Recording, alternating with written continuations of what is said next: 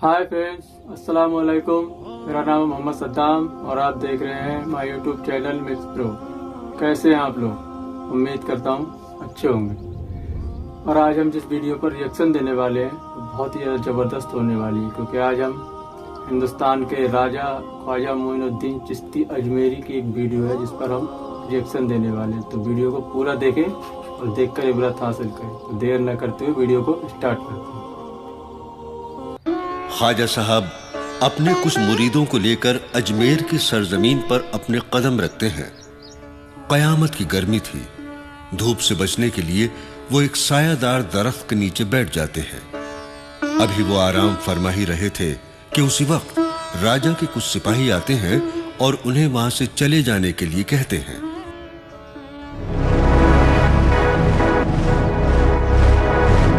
आप लोग कौन हैं? कहां से आए हैं? भाई, हम मुसाफिर हैं, सफर पर निकले हैं, साया देखकर बैठ गए। आप लोग को मालूम नहीं है कि राजा के यहाँ ऊंट बैठते हैं? आप जाइए यहाँ से। अच्छा। भाई, इतना बड़ा जंगल पड़ा है, राजा साहब के ऊंट तो कहीं भी बैठ सकते हैं। ऐसा नहीं हो सकता, आप लोग यहाँ से चले जाइए। राजा के ऊंट यहीं बैठेंगे तो यहीं बैठेंगे, सुना आपने? ठीक है भाई, अब यहाँ राजा के ऊंट ही बैठेंगे। क्या बात है। सिपाहियों की बातें सुनकर ख्वाजा साहब अपने साथियों के साथ वहां से चले जाते हैं और दूसरी जगह पर रात गुजारते हैं। जब सुबह होती है तो सिपाही देखते हैं कि सारे ऊंट जमीन से चिपक गए हैं, वो उठ नहीं पा रहे हैं। सिपाही हैरत ज़दा होकर राजा के पास जाते हैं और राजा से सारा वाकया बयान करते हैं। क्या हुआ सैनिक, इतने घबराए हुए क्यों हो? महाराज, हमारे ऊंट धरती से चिपक गए हैं महाराज। ऐसे कैसे हो सकता है? महाराज, हमें तो लगता है जिन फकीरों को हमने वहां से उठाया था ये सब उन्हीं की करामात है महाराज। शायद तुम ठीक कह रहे हो, वे सच्चे फकीर थे। जाओ ढूंढो उन्हें और उनसे माफी मांगो। जो आज्ञा महाराज। राजा के सिपाही उन्हें तलाश करते हैं। एक जगह पर ख्वाजा साहब आराम फरमाते हुए सिपाहियों को नजर आते हैं। सिपाही उनके पास पहुंचते हैं। ख्वाजा साहब उन्हें बैठने का हुक्म देते हैं। सिपाही बैठने के बाद उठ नहीं पाते और वो भी ऊंटों की तरह जमीन से चिपक जाते हैं।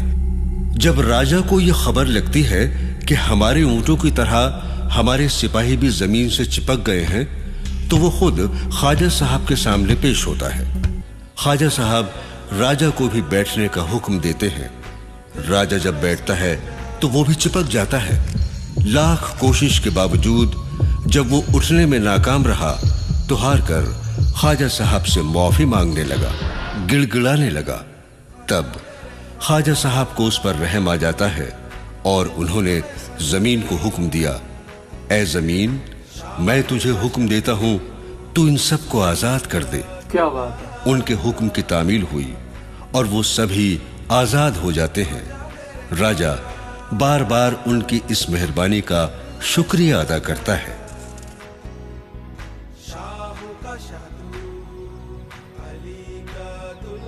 कुछ दिनों बाद एक और वाकया पेश आता है। राजा के सिपाही आकर राजा से शिकायत करते हैं कि कुछ फकीर अना सागर का पानी गंदा कर रहे हैं, उसी में नहाते हैं, उसी में वुजू करते हैं। अना सागर का पानी पीने के लायक नहीं रहा। राजा परेशान और फिक्रमंद हो जाता है। वो जादूगर जयपाल को बुलाकर मशवरा करता है। जयपाल राजा से कहता है कि आप उन फकीरों को अना सागर से पानी मत भरने दो। राजा ऐलान कर देता है कि उन फकीरों को तालाब के करीब भी नहीं आने दिया जाए। ख्वाजा साहब अपने मुरीद को कहते हैं कि जाओ इस कासे में तालाब से पानी भर लाओ। मुरीद कासा लेकर तालाब पर पहुंचता है तो राजा के सिपाही उसे पानी लेने से मना कर देते हैं। ए भाई, हमें एक कासा पानी भर लेने दो। राजा साहब का हुक्म है, अना सागर से पानी नहीं भरने दिया जाएगा। पानी तो खुदा की नियामत है। हम कुछ नहीं जानते, आपको पानी नहीं मिलेगा, आप यहाँ से चले जाओ, जैसी अल्लाह की मर्जी। वो खाली कासा लेकर ख्वाजा साहब के हुजूर में पेश होता है। मुरीद उन्हें सारा वाकया बयान करता है कि राजा के सिपाहियों ने पानी लेने से मना कर दिया। ये सुनकर ख्वाजा साहब नाराज होकर मुरीद से कहते हैं, तुम जाओ और अनस सागर के करीब जाकर कहो, ऐ पानी, तुझे ख्वाजा साहब ने बुलाया है, तू मेरे इस कासे में आ जा। मुरीद कासा लेकर दोबारा अनस सागर पर आता है और पानी को ख्वाजा साहब का हुक्म सुनाता है। पानी खुद ब खुद उस कासे में आ जाता है। तालाब सूख जाता है, एक बूंद भी पानी नहीं बचता अनस सागर में। हाय देखो, तालाब कैसे सूख गया। अब हम और हमारे पशु क्या पिएंगे। ये सब कैसे हुआ। ये तो अल्लाह ही जाने, कयामत आने वाली है। चलो चलो राजा के पास चलते हैं, चलो। राजा की तमाम अवाम परेशान हो जाती है और राजा के दरबार में फरियाद लेकर हाजिर होती है। महाराज, अनर्थ हो गया, तालाब का सारा पानी सूख गया, एक बूंद पानी नहीं बचा। अब क्या बक रहे हो सैनिक, भरा हुआ तालाब एकाएक कैसे सूख सकता है। हाँ महाराज, हम पानी भरने गए थे मगर हमने देखा पूरा तालाब सूखा पड़ा है। महाराज, एक फकीर आया था, पहले हमारे लौट आने से लौट गया, दोबारा फिर आ गया तो तालाब का सारा पानी खुद ब खुद उसके कासे में आ गया। ये सब हमारी गलतियों का नतीजा है। हमने उन फकीरों को पानी नहीं लेने दिया, इसीलिए ये सब हुआ। चलो हम सब मिलकर उनसे माफी मांगते हैं। वो बड़े दयालु हैं, हमें माफ कर देंगे। हमें माफ कर दो बाबा, हमसे बहुत बड़ी गलती हो गई। हम तालाब का पानी वापस कर देते हैं। पानी पर सभी का हक है।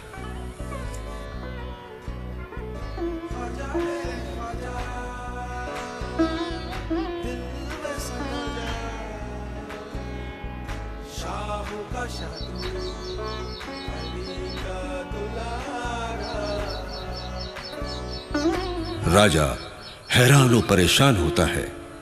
राजा जयपाल जादूगर का सहारा लेने पर मजबूर हो जाता है।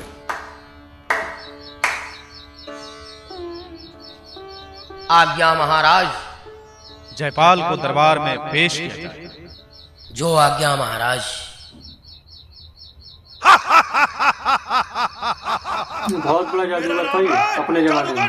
जयपाल, मेरा नाम है जादूगर जयपाल। जादूगर जयपाल की जय हो। कहो सैनिक, कैसे आना हुआ। आपको महाराज ने याद किया है। महाराज ने?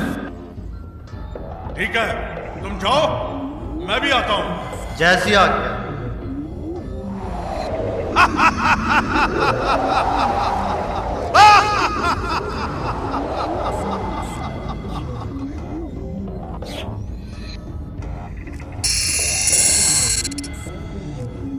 मेरा नाम है जादूगर जयपाल। बताइए, मुझे कैसे याद किया। कुछ दिनों से चमत्कारी फकीरों ने हमारे राज्य में आतंक मचा रखा है। फकीरों ने? क्या मजाक कर रहे हैं राजन। फकीरों ने आतंक मचा रखा है। हम सत्य कह रहे हैं जयपाल, हम उन फकीरों के आगे हार चुके हैं। हम हार चुके हैं। कभी तालाब का पानी सुखा देते हैं तो कभी ऊंट चिपका देते हैं। हम उनसे हार चुके हैं जयपाल, हम उनसे हार चुके हैं।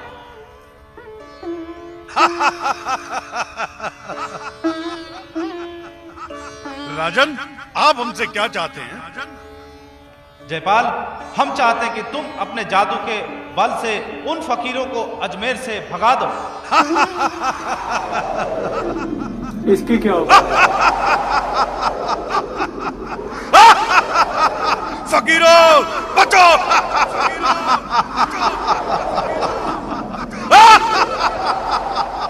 जयपाल ख्वाजा साहब को जादुई लड़ाई लड़ने के लिए ललकारता है। ख्वाजा साहब अपने साथियों से कहते हैं कि तुम सभी इस गोल दायरे के अंदर आ जाओ, हर मुसीबत से महफूज रहोगे। जयपाल, हम तुझे जादुई जोर आजमाई का पूरा मौका देते हैं। तू जी भरकर जोर आजमा ले। मेरा नाम है जादूगर जयपाल।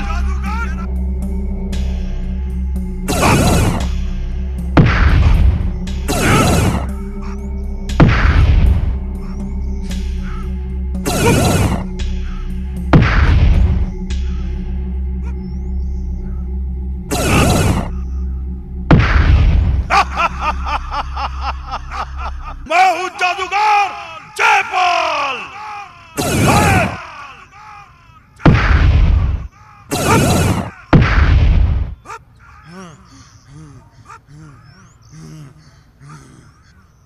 ये कैसे हो सकता है?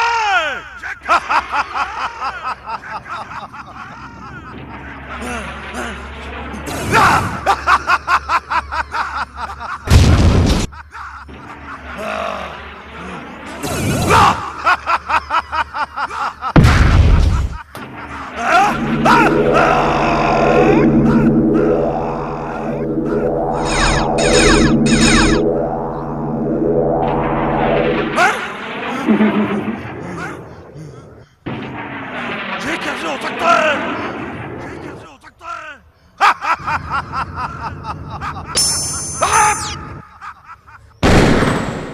कभी गायब हो जाता तो कभी उड़ता हुआ नजर आता।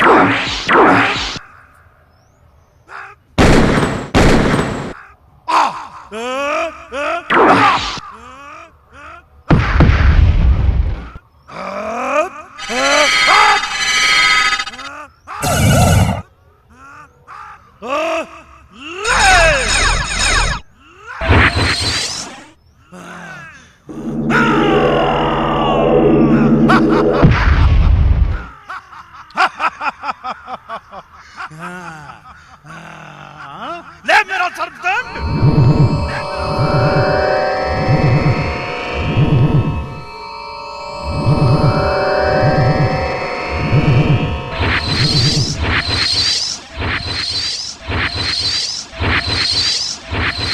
वो पहाड़ उठाकर ख्वाजा साहब के ऊपर फेंकता है, मगर सब बेअसर साबित हो गया। जब जयपाल ने सारे हथियार आजमा लिए तो हैरान और परेशान होकर आसमान में उड़ जाता है। इधर ख्वाजा साहब अपने खड़ाओं को हुक्म देते हैं, जा इस मगरूर जादूगर को लेकर आ, क्या बात? मेरे हुजूर में पेश कर।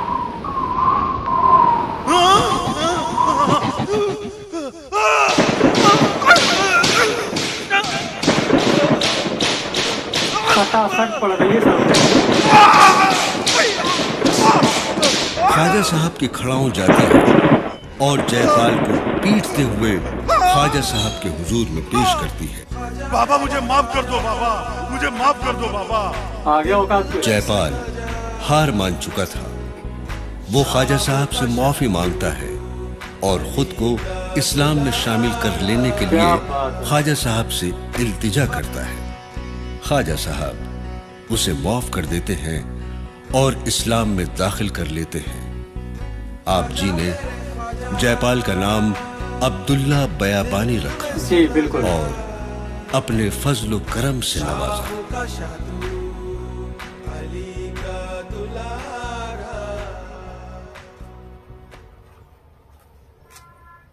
क्या बात है, मेरे ख्वाजा की शान ही निराली है। ये तो जादूगर है, जादूगरों की क्या हिंदुस्तान में किसी की औकात नहीं है जो ख्वाजा साहब से पंगा ले सके। लेकिन कुछ थे अकल के कमजोर, इनको दिमाग ही नहीं था, जिन्होंने शुरू में काफी सोचा था कि हम ख्वाजा साहब को हिंदुस्तान से निकाल देंगे या अपने जादू से उनको परेशान कर देंगे। लेकिन अल्लाह के वली पे जादू का असर ऐसा हो ही नहीं सकता, जादू का असर हो जाएगा। मेरे ख्वाजा साहब के जलवे को देखकर लाखों करोड़ों लोग मुसलमान हो गए। ये भी खुद जयपाल जादूगर जो पृथ्वीराज चौहान के साले थे, हकीकत पृथ्वीराज चौहान के साले थे, ये भी मुसलमान हो गए। ये अपने जमाने में बहुत बड़े जादूगर हुआ करते थे। ये भी हकीकत बहुत बड़े जादूगर हुआ करते थे। लेकिन जादू में और अल्लाह के वली में बहुत जमीन आसमान का फर्क होता है। ये भी मेरे ख्वाजा साहब का जलवा देखकर इस्लाम में दाखिल हो गए। अगर आपको वीडियो अच्छी लगी हो तो वीडियो को लाइक करें और चैनल पर नए हैं तो चैनल को सब्सक्राइब करें। मिलते हैं नेक्स्ट वीडियो में, तब तक के लिए खुदा हाफिज़।